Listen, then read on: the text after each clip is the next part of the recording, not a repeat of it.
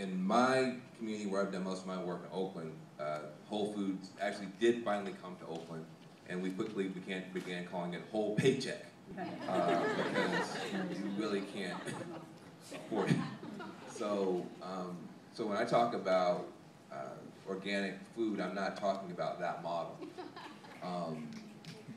But that's not the only model. And part of what we have to recognize is, if you want to change the system, and you guys have no choice. So if you want to change the system, there's two systems that you can grab hold of. And if you move those, you move the whole thing.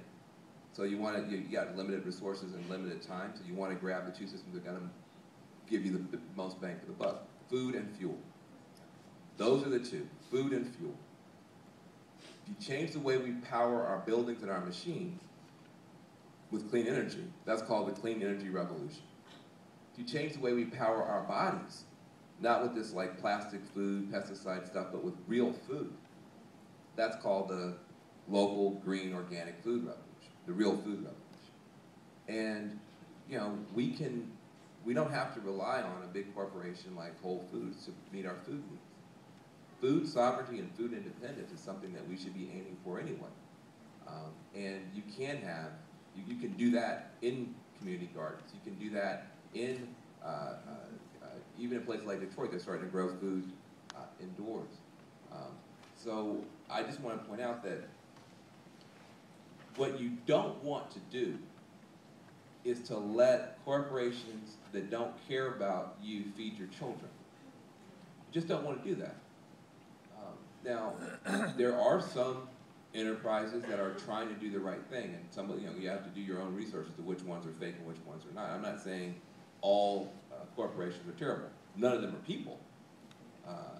But some of them, I'm sure, some of them probably started by people in your generation might be really good. You might want to support them, especially local businesses, that kind of stuff. Some of those are corporations, but they're local. They're not these big global poison bases. The other thing I want to say is that when you think about strategy,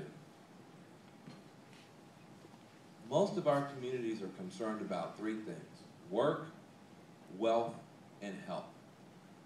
If you go into any of our communities, you go on any reservation, you go in any barrio, you go in any low-income community, you go into Appalachia, you go in any place where people are struggling, they're concerned about work, wealth, and health.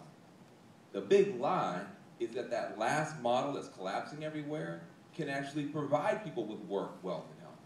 What's happening is the work is getting taken away. You know who's getting to work? Robots and smart screens. That's who's getting to work. They ship some of it overseas.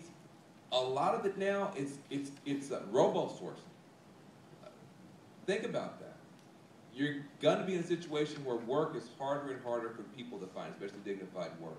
Wealth, Wall Street is stealing wealth. It's stripping wealth away. It's not investing in your community. It's just ripping you off with student loans and credit card debt. And health, forget it. They're selling you crap and poison. So when you talk about just being able to live in a country that you can be proud of, a community that are strong and resilient, you've got to take that responsibility. Here's the good thing. You can't do that. The great thing about it is, because of the generation that you're a part of, you actually have the ability to pull this off. It can sound very overwhelming when you first get exposed to it. Once you look at it long enough, the reason why